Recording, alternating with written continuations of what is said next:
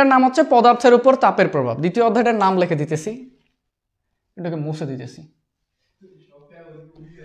পদার্থের উপর তাপের প্রভাব।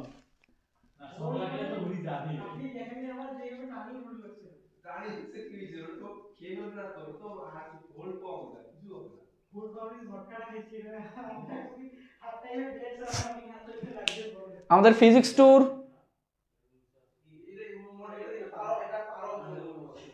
বুঝছি, সবাই বলছে বুঝছি। আমাদের ফিজিক্স টু দ্বিতীয় চ্যাপ্টারটার নাম হইতেছে পদার্থের উপর তাপের প্রভাব। পদার্থের উপর তাপের প্রভাব। তো এই অধ্যায়ে মূলত ভাইয়া কঠিন পদার্থের উপর তাপের প্রভাব নিয়ে আলোচনা করা আছে। এই অধ্যায়ে কি নিয়ে আলোচনা করা আছে? কঠিন পদার্থের উপর তাপের প্রভাব নিয়ে আলোচনা করা আছে। এখন কঠিন পদার্থ, আমার মার্কার টাকছে একটা কঠিন পদার্থ, লোহা কঠিন পদার্থ হইতে পারে, এটা তো আর চেনার আমাকে লাগবে না, এটা তো আমরা ভালোভাবে চিনি। তো এই কঠিন পদার্থকে তাপ দিলে কি কি প্রভাব পরিলক্ষিত হয় সেগুলোকে আমরা একটু আগে দেখি। দেখো, তো এইটা ধরো এক খণ্ড লোহা বা আমার মার্কারটা, তোমরা যাই বলো না কেন, তো ধরো এটা হচ্ছে একটা লোহা। আর লোহাটা অনেকগুলো কণার সমন্বয়ে গঠিত। এগুলো হচ্ছে লোহার অনেকগুলো কণা, ক্ষুদ্র ক্ষুদ্র কণার সমন্বয়ে গঠিত। এখন এই লোহাটাকে যদি আমি তাপ দেই, গুলশান বার্নারের সাহায্যে যদি তাপ দেই, তাহলে কি ঘটবে ভাইয়া? এই লোহার যে কণাগুলো আছে না, এগুলো তাপ শক্তি গ্রহণ করে কাঁপাকাঁপি শুরু করবে বা ভাইব্রেশন শুরু করবে। কাঁপাকাঁপি বা ভাইব্রেশন করা মানে একটা কণা আরেকটা কণা থেকে দূরে সরে যাইতে চাইতেছে। তো দূরে সরে যাইলে দেখো তো ভাইয়া কি হবে? অবশ্যই প্রসারণ ঘটবে। কোনো বস্তু যদি দূরে সরে যায় তাহলে তার প্রসারণ ঘটবে না? অবশ্যই। দেখো হাতের প্রসারণ ঘটতেছে। তাহলে দেখো এই যে এই বাহু বরাবর যেহেতু কণা আছে, তাহলে এই বাহুটার প্রসারণ ঘটবে, এতটুকু ধরলাম প্রসারণ ঘটলো। এবং সেম ভাবে এই বাহু বরাবর যেহেতু কণা আছে, তাহলে এই বাহু বরাবরও প্রসারণ ঘটবে, ধরলাম এতটুকু প্রসারণ ঘটলো। এখন এই বাহু বরাবর যেহেতু কণা আছে, তাহলে এই বাহু বরাবরও প্রসারণ ঘটবে, ধরলাম এতটুকু প্রসারণ ঘটলো। এবং এই বাহু বরাবর যেহেতু কণা আছে, তাহলে এই বাহু বরাবরও প্রসারণ ঘটবে, ধরলাম এতটুকু প্রসারণ ঘটলো। তাহলে দেখো এই বস্তুটার দৈর্ঘ্য ছিল আগে এতটুকু, বাট তাপ দেওয়ার ফলে দৈর্ঘ্য বেড়ে গেল। কতটুকু বেড়ে গেল দেখো তো? এই যে দৈর্ঘ্য বেড়ে এইটা হয়ে গেল। আগে দৈর্ঘ্য ছিল এতটুকু, তাপ দেওয়ার ফলে এর দৈর্ঘ্য বেড়ে গেছে, বেড়ে দেখো এতটুকু হয়ে গেছে, এত বড় হয়ে গেছে। একইভাবে এর প্রস্থ দেখো, এই যে এটা হচ্ছে তার প্রস্থ, এটা আগে তার প্রস্থ ছিল, বাট তাপ দেওয়ার ফলে তার প্রস্থটা বেড়ে গেছে। দেখো এই যে এটা হচ্ছে, এইটাও বড় না? অবশ্যই বড়। তাহলে আগে প্রস্থ ছিল ছোট, এখন হয়ে গেছে বড়। আগে দৈর্ঘ্য, এই যে দৈর্ঘ্যটা ছিল ছোট, এখন দৈর্ঘ্য হয়ে গেছে বড়। তাহলে কি দেখো? তাহলে দেখো তো, আমি একটা বস্তুকে যদি তাপ দেই, তাহলে তার কি কি বৃদ্ধি পাইতেছে? দৈর্ঘ্য বেড়ে যাইতেছে, প্রস্থ বেড়ে যাইতেছে। একইভাবে এটা যদি ঘনকাকৃতির একটা বস্তু হইতো, তাহলে তার উচ্চতাটাও বেড়ে যাইতো। তাহলে দেখো তাপ দেওয়ার ফলে দৈর্ঘ্য বৃদ্ধি পায়, প্রস্থ বৃদ্ধি পায় এবং উচ্চতাও বৃদ্ধি পায়। আচ্ছা ভাইয়া, আমরা ক্ষেত্রফল সমান কি জানি? দৈর্ঘ্য ইন্টু প্রস্থ। তো যেহেতু তাপ দিলে দৈর্ঘ্য প্রস্থ বৃদ্ধি পায়, তাহলে ক্ষেত্রফলও বৃদ্ধি পাবে। একইভাবে আমরা আয়তন সমান জানি যে দৈর্ঘ্য, প্রস্থ এবং উচ্চতা তিনটারই গুণফল। তো যেহেতু দৈর্ঘ্য প্রস্থের সাথে উচ্চতাটাও বৃদ্ধি পাইতেছে, তাহলে এই বস্তুটার আয়তনও বৃদ্ধি পাবে। তাহলে একটা কঠিন পদার্থকে তাপ দিলে কি দেখা যাইতেছে? একটা কঠিন পদার্থকে যদি আমি তাপ দেই, তাহলে তার দৈর্ঘ্যটার প্রসারণ ঘটে, তারপরে ক্ষেত্রফলের প্রসারণ ঘটে এবং ভলিউম বা আয়তনেরও প্রসারণ ঘটে।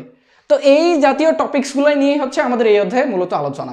একটা কঠিন পদার্থকে তাপ দিলে তার দৈর্ঘ্য বৃদ্ধি পায়, ক্ষেত্রফল বৃদ্ধি পায়, আয়তন বৃদ্ধি পায়। এই জাতীয় টপিকসগুলো নিয়েই হচ্ছে আমাদের এই অধ্যায়ে আলোচনা।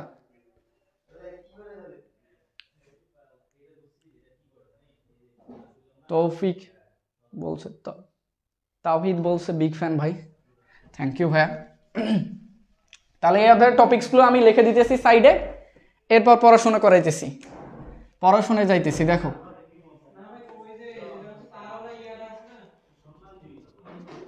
দৈর্ঘ্য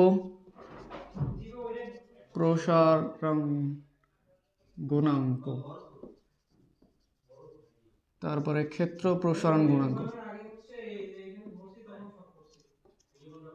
তারপরে আয়তন প্রসারণ গুণাঙ্ক ও এদের মাঝে সম্পর্ক।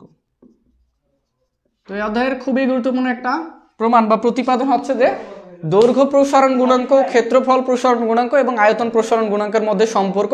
এই অধ্যায় থেকে একটা কোশ্চেন পড়ে যাওয়া ইনশাল্লাহ মাস্ট বি, ওইটাই কমন পাবা, ওইটা রচনামূলক থাকবে। আমার সময় ওই যে দৈর্ঘ্য প্রসারণ গুণাঙ্ক, ক্ষেত্র প্রসারণ গুণাঙ্ক এবং আয়তন প্রসারণ গুণাঙ্কের মধ্যে সম্পর্ক, এই সম্পর্কটা একটা সম্পর্ক আছে, ওইটা আসছিল। তো প্রথমে আমরা দৈর্ঘ্য প্রসারণ গুণাঙ্কটা কি, ক্ষেত্র প্রসারণ গুণাঙ্ক কি, আয়তন প্রসারণ গুণাঙ্কটা কি, এটা জেনে আসি। এরপর দৈর্ঘ্য, এদের মধ্যে একটা সম্পর্ক আছে, এই সম্পর্কটা দেখব। দেখো একটু ফোকাস করো, দেখো দৈর্ঘ্য প্রসারণ গুণাঙ্ক। আমি আগে ডেফিনিশনটা লিখে দেই, এরপর তোমাদেরকে বুঝাইতেছি। দৈর্ঘ্য প্রসারণ গুণাঙ্ক, দৈর্ঘ্য প্রসারণ গুণাঙ্কটা কি ভাইয়া? যে একক দৈর্ঘ্য বিশিষ্ট কোনো একটা বস্তুর তাপমাত্রা যদি একক বৃদ্ধি করা হয়, তাহলে তার যে দৈর্ঘ্যটুকু বৃদ্ধি পাবে সেটাকে বলা হইতেছে তার দৈর্ঘ্য প্রসারণ গুণাঙ্ক। এটাকে আলফা দ্বারা প্রকাশ করা হয়। একটু লিখে নেই, তারপরে বিষয়টাকে বুঝাইতেছি। দেখো একক দৈর্ঘ্য বিশিষ্ট কোনো বস্তুর তাপমাত্রা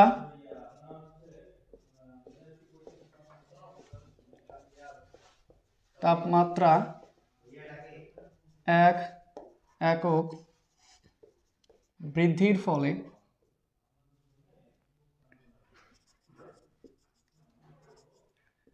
তার দৈর্ঘ্য যতটুকু বৃদ্ধি পায়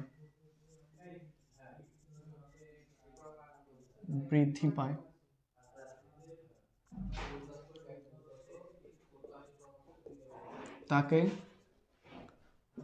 দৈর্ঘ্য প্রসারণ গুণাঙ্ক বলে।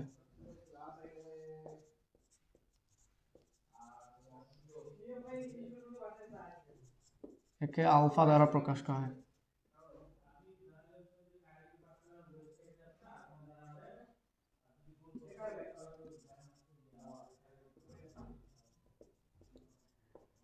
তো দৈর্ঘ্য প্রসারণ গুণাঙ্কটা কি ভাইয়া? একক দৈর্ঘ্য বিশিষ্ট কোনো বস্তুর তাপমাত্রা এক একক বৃদ্ধি করলে তার দৈর্ঘ্য যতটুকু বৃদ্ধি পায় তাকে বলা হইতেছে দৈর্ঘ্য প্রসারণ গুণাঙ্ক। জাস্ট এই জিনিসটাকে এখন একটু ব্যাখ্যা করে দিতেছি এইখানে। দেখো ধরো এইটা হচ্ছে একটা লোহার দণ্ড, যার দৈর্ঘ্য হচ্ছে L1। এখন আমি কি করলাম?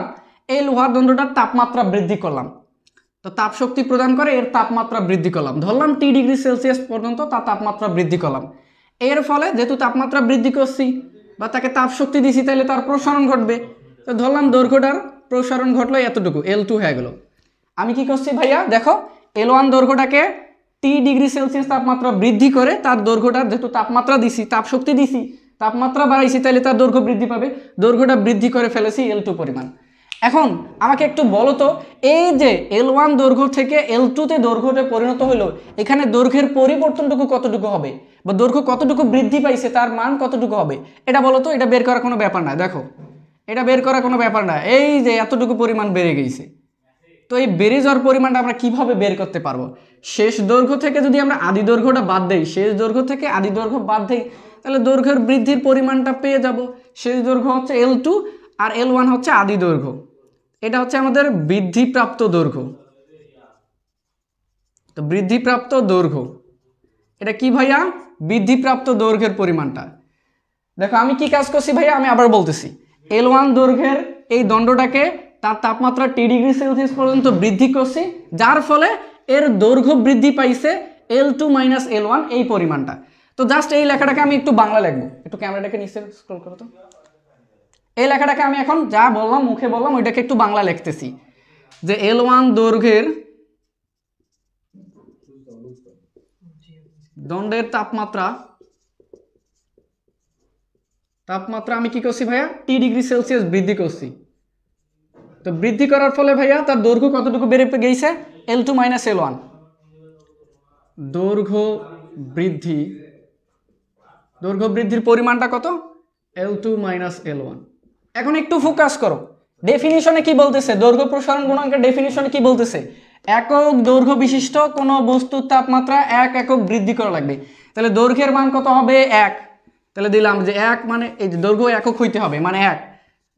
একক দৈর্ঘ্যের দণ্ডের তাপমাত্রা কত ডিগ্রি সেলসিয়াস বৃদ্ধি করা লাগবে? দেখো 1 একক বৃদ্ধি করা লাগবে। এই যে 1 একক বৃদ্ধি করতে তার কতটুকু দৈর্ঘ্য বৃদ্ধি পাবে? দেখো তো L2 minus L1 divided by, দেখো এইগুলো হচ্ছে উপরের সংখ্যা, L1 এবং T উপরের সংখ্যা। এগুলোকে যদি আমরা একক ধরি বা ভাগ করি, তাহলে এগুলো নিচে চলে আসবে, L1 into T degree Celsius. এইটাই হচ্ছে আমাদের দৈর্ঘ্য প্রসারণ গুণাঙ্ক। দৈর্ঘ্য প্রসারণ গুণাঙ্কটা কি? একক দৈর্ঘ্যের তাপমাত্রা, কোনো বস্তুর তাপমাত্রা 1 একক বৃদ্ধি করা লাগবে। এই যে তাপমাত্রা আমরা 1 একক বৃদ্ধি করছি, করার ফলে তার দৈর্ঘ্য যতটুকু বৃদ্ধি পায়, দেখো এতটুকু বৃদ্ধি পায় নাই, এই পরিমাণটাই হচ্ছে আমাদের দৈর্ঘ্য প্রসারণ গুণাঙ্ক। এই পরিমাণটাই হচ্ছে আমাদের দৈর্ঘ্য প্রসারণ গুণাঙ্ক। তাহলে আমি বলতে পারি যে দৈর্ঘ্য প্রসারণ গুণাঙ্ক L2 - L1 divide by L1 into T degree Celsius. এই দৈর্ঘ্য প্রসারণ গুণাঙ্ককে ভাইয়া আলফা দ্বারা প্রকাশ করা হয়। তাহলে আলফা ইজ ইকুয়াল টু দাঁড়াইতেছে L2 - L1 divide by L1 into T degree Celsius. তো এখানে এইটা কি দেখো, আলফাটা কি ভাইয়া? দৈর্ঘ্য প্রসারণ গুণাঙ্ক। দৈর্ঘ্য প্রসারণ গুণাঙ্ক, এগুলো বুঝে নিও, একটু লেখা খারাপ হইতেছে, বুঝে নিও। আর L2 - L1 মানে কি ভাইয়া? দৈর্ঘ্য। দেখো L2 - L1 মানে কি? বৃদ্ধিপ্রাপ্ত দৈর্ঘ্য বা দৈর্ঘ্যের প্রসারণ। এইটার মানে হচ্ছে দৈর্ঘ্য প্রসারণ, দৈর্ঘ্য প্রসারণ। আর L1 ভাইয়া কি? L1টা কি? তার প্রাথমিক যে দৈর্ঘ্যটা ছিল বা আদি দৈর্ঘ্যটাকে আমি বলতে পারি। L1 হচ্ছে এখানে আদি দৈর্ঘ্য। আর টি ডিগ্রি সেলসিয়াস এটা কি ভাইয়া?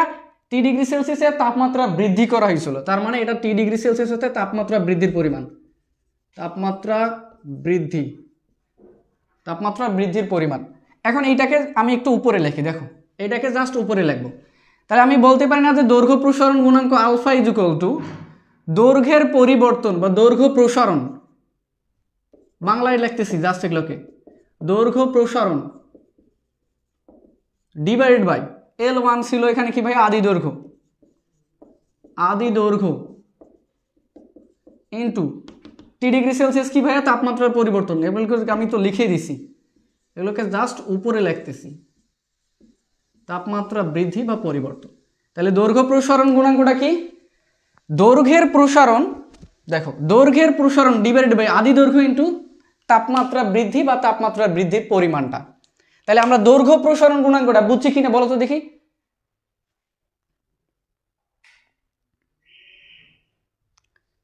এটা বুঝছি কিনা আমাকে বলো। সাইফুজ্জামান সিএম বলছে জি ভাইয়া বুঝছি, বুঝছি ভাইয়া। নুসরাত জাহান বলছে ক্লিয়ার ভাইয়া। তো যেহেতু সকলের ক্লিয়ার, আমি একটু সামনের দিকে যাই। দৈর্ঘ্য প্রসারণ গুণাঙ্কটা আমরা বুঝছি, এরপর ক্ষেত্র প্রসারণ গুণাঙ্ক। দেখো সব কিছুই ঠিক থাকবে, জাস্ট এখানে দৈর্ঘ্যের জায়গা চলে আসবে ক্ষেত্র। দেখো যে একক ক্ষেত্র বিশিষ্ট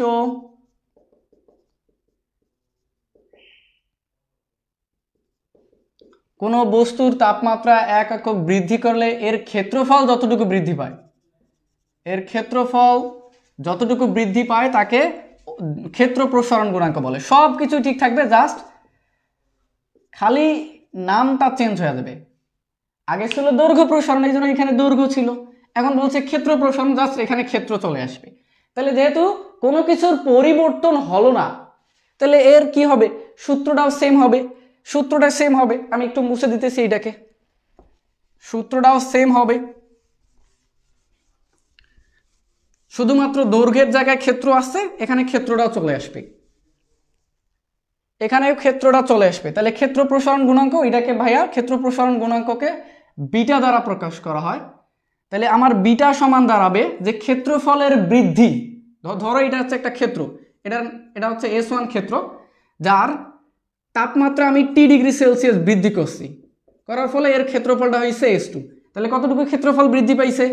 এই S2 থেকে S1 বাদ দিলে আমি বৃদ্ধির পরিমাণটা পেয়ে যাব। তো ক্ষেত্র প্রসারণ গুণাঙ্ক বলতেছে যে একক ক্ষেত্রফল বিশিষ্ট কোনো বস্তুর তাপমাত্রা 1 একক বৃদ্ধি করা লাগবে। 1 একক বৃদ্ধি করতে ফলে তার যে ক্ষেত্রফল যতটুকু বৃদ্ধি পাবে সেটা হচ্ছে ক্ষেত্র প্রসারণ গুণাঙ্ক। এইটা সেম এই সূত্রটার মতো, দৈর্ঘ্য প্রসারণ গুণাঙ্কের মতো সেম, জাস্ট আমরা সূত্রের জায়গায় সবকিছু ঠিক আছে, ক্ষেত্র এখানে আনি দিছি, ক্ষেত্রের জায়গায় দৈর্ঘ্যের জায়গায় ক্ষেত্র আনি দিছি। তাহলে এই সূত্রটা ইউজ করবো, বাট দৈর্ঘ্যের জায়গায় ক্ষেত্র কথাগুলো চলে আসবে। তাহলে ক্ষেত্র প্রসারণ গুণাঙ্ক এটাকে যেহেতু বিটা দ্বারা প্রকাশ করে, বিটা ইজ ইকুয়াল টু ক্ষেত্র প্রসারণ, দৈর্ঘ্যের জায়গায় হবে ক্ষেত্র প্রসারণ ডিভাইডেড বাই আদি দৈর্ঘ্য। দৈর্ঘ্য আগে ছিল দৈর্ঘ্য প্রসারণ, এই জন্য ছিল দৈর্ঘ্য, আর যেহেতু ক্ষেত্র প্রসারণ তাহলে চলে আসবে আদি ক্ষেত্র, আদি ক্ষেত্র ইন্টু তাপমাত্রা বৃদ্ধি, এটা থেকেই থাকবে। এটা হচ্ছে ক্ষেত্র প্রসারণ গুণাঙ্ক ভাইয়া। এটাকে জাস্ট বললাম না, কারণ এটা বললে একটু আমাদের টাইমটা সেভ হবে না, একটু টাইমটা সেভ করতে চাইতেছি, এই জন্য জাস্ট এটা আমি তোমাদেরকে আগের মতো করে বুঝাইলাম না। এটা সেম বিষয়, তো এই জন্য বুঝাইলাম না। দৈর্ঘ্য প্রসারণ গুণাঙ্ক আলফা ইকুয়াল টু দৈর্ঘ্যের প্রসারণ ডিভাইড বাই আদি দৈর্ঘ্য ইন্টু তাপমাত্রার পরিবর্তন। সেম ভাবে ক্ষেত্র প্রসারণ গুণাঙ্ক এটাকে বিটা দ্বারা প্রকাশ করা হয়। এটা হবে দৈর্ঘ্যের জায়গায় শুধু ক্ষেত্র চলে আসবে, যে ক্ষেত্র প্রসারণ ডিভাইড বাই আদি ক্ষেত্র ইন্টু তাপমাত্রা বৃদ্ধি, যে ক্ষেত্র জায়গায় দৈর্ঘ্যের জায়গায় ক্ষেত্র চলে আসবে। জাস্ট ওইটাই কাজ করছি। এখন ক্ষেত্রফল কতটুকু বৃদ্ধি পাইছে ভাইয়া? এই যে S2 মাইনাস S1 এইটা পরিমাণ ডিভাইড বাই আদি ক্ষেত্র কোনটা ভাইয়া? S1 ইন্টু তাপমাত্রা বৃদ্ধি T°C। এটাই হচ্ছে আমাদের ক্ষেত্র প্রসারণ গুণাঙ্ক নির্ণয়ের সূত্র। এই সূত্রগুলো কিন্তু মনে রাখতে হবে, এই যে সূত্রগুলো মনে রাখতে হবে। একইভাবে আয়তন প্রসারণ গুণাঙ্কটাও সেম। এইটা হচ্ছে খালি শুধুমাত্র আয়তন প্রসারণ গুণাঙ্কের জায়গাত, এই জায়গাত এই যে আয়তন প্রসারণ, একটু মুছে দিতেছি, দেখো দেখা যাবে না সম্ভবত। আয়তন প্রসারণ গুণাঙ্কের জায়গাত এই ক্ষেত্রের জায়গাত আয়তনটা চলে আসবে, যে আয়তন প্রসারণ, আয়তনের প্রসারণ, এই যে দৈর্ঘ্যের ছিল দৈর্ঘ্য প্রসারণ গুণাঙ্কে দৈর্ঘ্য ছিল, ক্ষেত্র প্রসারণ গুণাঙ্কে ক্ষেত্র থাকবে, আয়তন প্রসারণের জায়গায় এখানে দৈর্ঘ্যের জায়গায় চলে আসবে আয়তন। আয়তন প্রসারণ ডিভাইড বাই আদি আয়তন ইন্টু তাপমাত্রা বৃদ্ধি। তো এই আয়তন প্রসারণ গুণাঙ্ককে গামা দ্বারা প্রকাশ করা হয়। এই জায়গায় ক্ষেত্রফলের জায়গায় হবে আয়তন, সব জায়গায় এখন আয়তন চলে আসবে। আয়তন জাস্ট এতটুকুই চেঞ্জ, এই জায়গাতে আয়তন চলে আসবে, এই জায়গাতেও আয়তন চলে আসবে, এতটুকুই চেঞ্জ। আমি এগুলোকে বিস্তারিত ব্যাখ্যা করে দিতেছি না, কারণ আমি দৈর্ঘ্য প্রসারণ গুণাঙ্কটাকে ব্যাখ্যা করছি। এখন এগুলো সেম ওইভাবে তোমরা বাসায় পড়ে নিও। এই আয়তন প্রসারণ গুণাঙ্ককে গামা দ্বারা প্রকাশ করা হয়, তাহলে গামা সমান আয়তন প্রসারণ ডিভাইড বাই আদি আয়তন ইনটু তাপমাত্রা বৃদ্ধি। তো ধরো এই যে একটা ক্ষেত্র, ধরো এটা হচ্ছে একটা ক্ষেত্র, এটা হচ্ছে একটা ঘনক, এটা হচ্ছে একটা ঘনক। তো এর প্রাথমিক আয়তন ছিল V1, তাপ দেওয়ার ফলে এর আয়তনটা হইল V2, তাপমাত্রা বৃদ্ধি করছে T°C। তাহলে এর আয়তন প্রসারণটা কতটুকু? শেষ থেকে আদিটা বাদ দিব, V2 থেকে V1 বাদ দিব, তাহলে এটা হচ্ছে আয়তন প্রসারণ।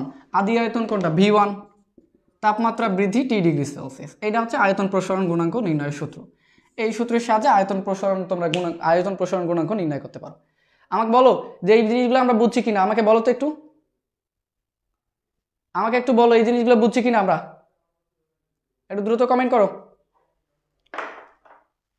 একটু দ্রুত কমেন্ট করো এই জিনিসগুলো বুঝছি কিনা। আমরা যদি বুঝি একটু সামনের দিকে আগাই। দেখো দৈর্ঘ্য প্রসারণ গুণাঙ্ক, আয়তন প্রসারণ গুণাঙ্ক এবং ক্ষেত্র প্রসারণ গুণাঙ্ক আমি পড়াইলাম।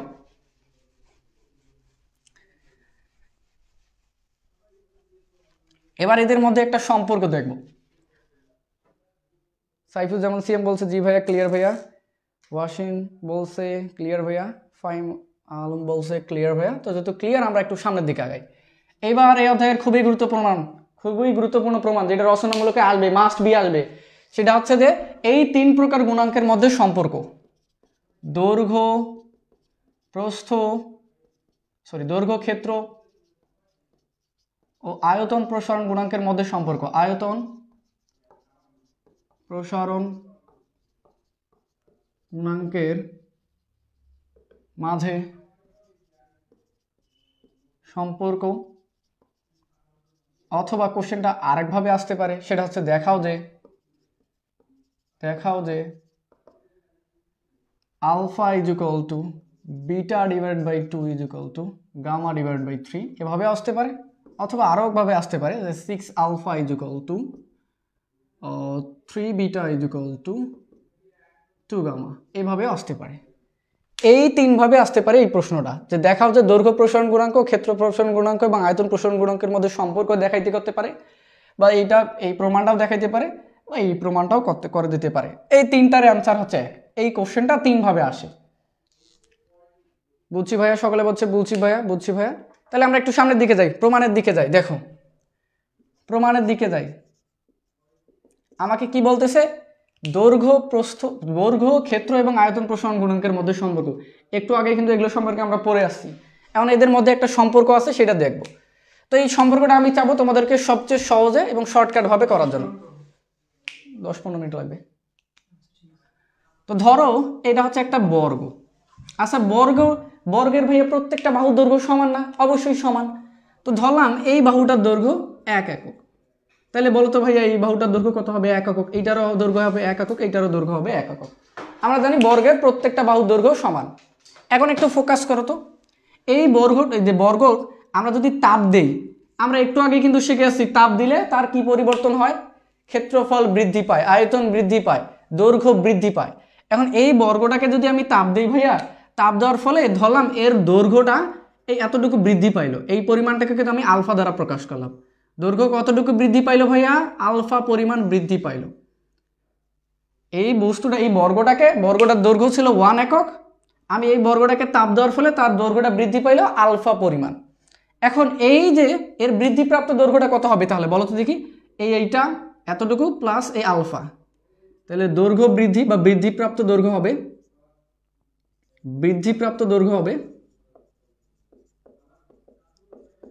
বৃদ্ধিপ্রাপ্ত দৈর্ঘ্যটা কত হবে ভাইয়া? আগে ছিল 1, এখন বেড়ে গেল আলফা পরিমাণ। এই টোটালটাই হচ্ছে তার বৃদ্ধিপ্রাপ্ত দৈর্ঘ্য, এই এতটুকুর মান। এখন এই যে ক্ষেত্রটার বা এই বর্গর ক্ষেত্রটার আমরা যদি শুধুমাত্র ক্ষেত্রফল এবং আয়তন বের করি তাহলে কিন্তু আমাদের প্রতিপাদনটা হয়ে যাবে। তো চলো দেখা যাক এটা কিভাবে করা যায়, একটু আমরা দেখি, এখানে একটু ফোকাস করি। আমি যা কিছু এখানে বলছি এখানে শুধু বাংলা লিখে দেব, যে মনে করি বা ধরি দিতে পারো, যে ধরি একটি বর্গের বাহুর দৈর্ঘ্য 1 একক, এর তাপমাত্রা বৃদ্ধির ফলে, তাপ দেওয়ার ফলে বা তাপ প্রদানের ফলে তার দৈর্ঘ্য আলফা পরিমাণ বৃদ্ধি পাইল, বৃদ্ধি পেয়েছে। এখন একটু ফোকাস কর, আমরা প্রথমে এই ক্ষেত্রটার ক্ষেত্রফল নির্ণয় করব। তো তার আদি দৈর্ঘ্যটা ছিল কি ভাইয়া? 1 একক। তো আমরা প্রথমে আদি ক্ষেত্রফলটা তার বের করব। আদি ক্ষেত্রফল, শুরুতে তার দৈর্ঘ্য ছিল, এই বর্গটার দৈর্ঘ্য ছিল 1 একক, তাহলে তার আদি ক্ষেত্রফলটা কি হবে? ক্ষেত্রফল সমান বর্গক্ষেত্রের ক্ষেত্রফল এক বাহুর দৈর্ঘ্য স্কোয়ার, এই 1 এর উপর স্কোয়ার, বর্গ একক, এটা হচ্ছে বর্গ একক। এরপর আচ্ছা ঠিক আছে, এরপর এটাকে তাপ দিয়ে এর দৈর্ঘ্য বাড়াইছি আলফা পরিমাণ, বাড়ার ফলে তার দৈর্ঘ্য বৃদ্ধিপ্রাপ্ত দৈর্ঘ্যটা হয়েছে 1 প্লাস আলফা পরিমাণ। তো এই বৃদ্ধিপ্রাপ্ত দৈর্ঘ্যর পরিমাণ যদি 1 প্লাস আলফা হয় তাহলে বলো তো তার যে বৃদ্ধিপ্রাপ্ত ক্ষেত্রফলটা কি হবে? বৃদ্ধিপ্রাপ্ত ক্ষেত্রফলটা কি হবে? বৃদ্ধিপ্রাপ্ত ক্ষেত্রফলটা হবে 1 প্লাস আলফা। ক্ষেত্রফল সমান কি ভাইয়া? বর্গক্ষেত্রের ক্ষেত্রফল মানে কি? এক বাহুর দৈর্ঘ্য স্কোয়ার, এটার উপর স্কোয়ার করে দিব। এটাকে ধরো এ, এটাকে ধরো B, A plus B whole square সূত্র কি? A square plus twice A B plus B square. এটা ক্যালকুলেশন করো, 1 plus 2 alpha plus alpha square দ্বারা। এখন একটু ফোকাস করো, এই আলফার উপর স্কোয়ার থাক বা গামার উপর স্কোয়ার থাক বা বিটার উপর স্কোয়ার থাক, যার উপরে স্কোয়ার থাক না কেন, এটাগুলোকে আমরা উচ্চ ঘাত বলে বর্জন করতে পারি। তাহলে আমি বলতে পারি যে আলফা স্কোয়ারকে উচ্চ ঘাত বলে বর্জন করে। তাহলে যদি উচ্চ ঘাত বলে বর্জন করি তাহলে কি দাঁড়াবে? 1 প্লাস 2 আলফা দাঁড়াবে। এখন একটু ফোকাস করো, আগে ক্ষেত্রফল ছিল 1, এখন ক্ষেত্রফল হইল কি 1 প্লাস 2 আলফা। তাহলে এর ক্ষেত্রফল কতটুকু বৃদ্ধি পাইছে আমাকে বলো তো?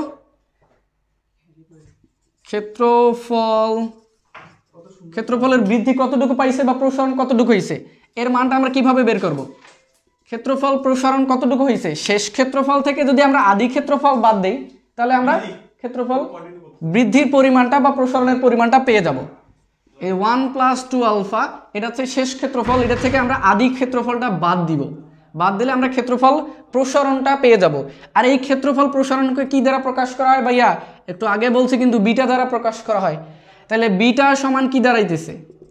এই প্লাস 1 মাইনাস 1 ক্যান্সেল, 2 আলফা দাঁড়াইতেছে। তো এখান থেকে আমরা আলফার মানটা বের করতে পারি, alpha is equal to beta divide by 2।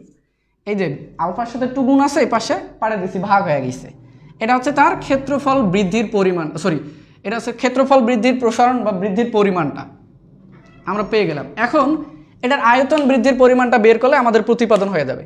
এটা কি আমি একটু মুছে দিতেছি, আমাদের বোর্ডের জায়গা স্বল্পতার কারণে এটা মুছে দিতেছি, না হলে দেখো এই দিকে লেখা যাবে, মুছে দেব। আচ্ছা উপরেরটা মুছে দেব। তো দেখো আমি উপরেরটাকে মুছে দিতেছি, এতটুকুকে মুছে দিতেছি, বোর্ডের জায়গার একটু স্বল্পতা।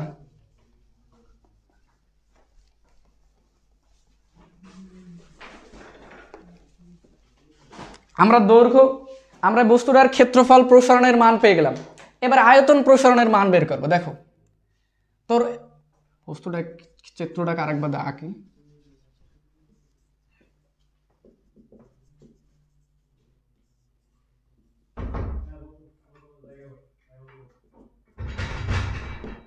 তাহলে তার আদি আয়তন কত ছিল ভাইয়া? আদি আয়তন, আয়তন মানে কি ভাইয়া? আয়তন মানে কি? দৈর্ঘ্য প্রস্থ উচ্চতা। তো এর দৈর্ঘ্য প্রস্থ উচ্চতা তো সবগুলোই 1, 1 উপর কিউব দিলে আমরা এর আয়তনটা পেয়ে যাবো। আয়তন মানে কি? ঘন একক। তো 1 উপর কিউব দিলে দাঁড়াবে 1 ঘন একক। এখন এর বৃদ্ধিপ্রাপ্ত আয়তনটা কত হবে? এই আদি দৈর্ঘ্য ছিল এইটা, আদি আয়তন হয়েছে এই জন্য এইটা। এখন এর বৃদ্ধিপ্রাপ্ত দৈর্ঘ্যটা হচ্ছে 1 প্লাস আলফা, তাহলে বৃদ্ধিপ্রাপ্ত আয়তনটা কত হবে? বৃদ্ধিপ্রাপ্ত আয়তনটা হবে ভাইয়া 1 প্লাস আলফা, আয়তন মানে ঘন কিউব, এটাকে কিউব করে দিবা, বাস আয়তন পেয়ে দেবা। এখন এটাকে যদি এ ধরো আর এটাকে বি ধরো, তাহলে A plus B whole cube. সূত্র কি? A cube plus thrice A square B plus thrice A B square plus B cube. এটা কিন্তু আমরা সূত্রে পড়ে আসছি, তাহলে 9, 10-এ পড়ে আসছি সূত্র। তাহলে তাহলে 1 plus 3 alpha plus 3 alpha square plus alpha cube. এখন দেখো এই আলফা স্কোয়ার, আমি শুরুতে বলছি যে আলফা স্কোয়ার বা আলফা কিউব এগুলো যেহেতু বড় পাওয়ার যুক্ত, একের চেয়ে বড় পাওয়ার যে যুক্তগুলো, ওগুলোকে আমরা উচ্চ ঘাত বলে বর্জন করব। সাইডে লিখে দিবে, সাইডে লিখে দিবা যে 3 আলফা স্কোয়ার প্লাস আলফা কিউবকে উচ্চ ঘাত বলে বর্জন করে, উচ্চ ঘাত বলে বর্জন করে। যদি বর্জন করে দাও তাহলে কি থাকবে? 1 প্লাস থ্রাইস আলফা থাকবে না? অবশ্যই 1 প্লাস থ্রাইস আলফা থাকবে। তো আমরা আদি ক্ষেত্রফল বের করলাম, বৃদ্ধিপ্রাপ্ত ক্ষেত্রফল বের করলাম, তাহলে এর ক্ষেত্রফল কতটুকু বৃদ্ধি পাইছে বা প্রসারণ ঘটছে তার পরিমাণটা বের করতে পারবো না? অবশ্যই পারবো। সরি, আয়তন, তাহলে এর আয়তন কতটুকু প্রসারণ ঘটছে বা বৃদ্ধি পাইছে এটা তো অনায়াসে বের করতে পারবো। এই যে আয়তন প্রসারণক, আয়তন প্রসারণক, আয়তন প্রসারণক, এটাকে আমরা কি দ্বারা প্রকাশ করি ভাইয়া? গামা দ্বারা প্রকাশ করি। এটা আয়তন প্রসারণক গামা ইকুয়াল টু, শেষ আয়তন থেকে আদি আয়তনটা বাদ দিব, 1 প্লাস 3 আলফা থেকে আদি আয়তনটা বাদ দিব, তাহলে দাঁড়াইবে গামা ইকুয়াল টু কি দাঁড়াইলো ভাইয়া? থ্রাইস আলফা দাঁড়াইলো। এই যে +1 -1 কাটাকাটি, এইখান থেকে আমি আলফা সমান বলতে পারি যে 3টা গুণ আছে, এই পাশে পাঠিয়ে দিলে ভাগ হবে, আলফা সমান দাঁড়াইলো গামা ভাগ 3। এখন এটা ফোকাস করি, এটা হচ্ছে 2 নম্বর সমীকরণ, এটা ছিল আমাদের 1 নম্বর সমীকরণ, এটা হচ্ছে 2 নম্বর সমীকরণ। এখন একটু ফোকাস করো, এই আলফার মান কত ভাইয়া? বিটা ভাগ 2। তাহলে আমি বলতে পারি, দেখো এটাকে আমি নিচে একটু দেখাইতেছি, জাস্ট প্রতিপাদনটাকে নিচে দেখাই দিছি, এই লাইন করলে আমাদের শেষ। আলফার মান পাইছি একবার বিটা বাই 2, এই যে বিটা বাই 2, তাহলে আমি আলফা সমান বলতে পারি বিটা বাই 2। আবার আলফার মান কত পাইলাম ভাইয়া? গামা বাই 3, এই যে গামা বাই 3। দেখো প্রতিপাদন হয়ে গেছে, প্রতিপাদন তো মুছে দিছি, প্রতিপাদনে ছিল আলফা ইকুয়াল টু বিটা ভাগ 2 ইকুয়াল টু গামা ভাগ 3, এই যে প্রতিপাদন হয়ে গেছে। এটা কি বুঝছো? আমাকে একটু বলো তো। ডান ভাইয়া, সব বুঝছি ভাইয়া। হোম ভাইয়া,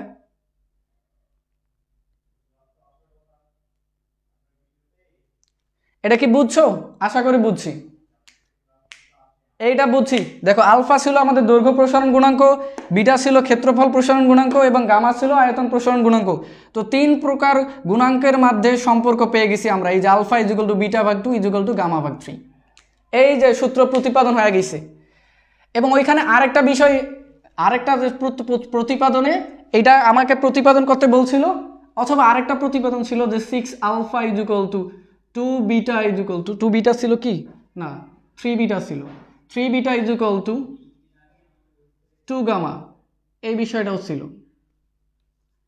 এই বিষয়টা ছিল যে এটাও প্রতিপাদন করতে বলতেছে। তো আমরা এই লাইন থেকে ওই লাইনে যাইতে পারি। কিভাবে যাইতে পারি একটু ফোকাস করো। 6 আলফা, আলফার সাথে কত লাগবে ভাইয়া 6, এখানে আলফার সাথে কিছুই নাই, তাহলে 6 গুণ দিলে তো পেয়ে যাবো 6 আলফা। এখন 6 যদি গুণ দেই তাহলে আমাকে প্রত্যেকটার সাথে 6 গুণ দেওয়া লাগবে, তাহলে 6 beta divided by 2 is equal to 6 gamma divided by 3। আর একটু ক্যালকুলেশন করো, 6 আলফা ইজ ইকুয়াল টু দাঁড়াইতেছে 2 6 ভাগ 2 ক্যালকুলেশন করলে 3 বিটা ইজ ইকুয়াল টু 6 ভাগ 3 ক্যালকুলেশন করলে 2 দাঁড়ায় 2 গামা প্রতিপাদিত। তোমাদেরকে যদি এতটুকু প্রতিপাদন করতে বলে এতটুকু প্রতিপাদন করে দিবা, আর যদি বাকিটা এতটুকু প্রতিপাদন করে বা এটা প্রতিপাদন করতে বলে তখন শুধু আলফার সাথে 6 গুণ করে দিলে প্রতিপাদন হয়ে যাবে। বুঝছি ভাইয়া, সবাই লেখছে ডান। তাহলে যেহেতু ডান, আমি আর আমার লেকচারটাকে না বাড়াইতেছি, আজকের লেকচার এখানে থাক।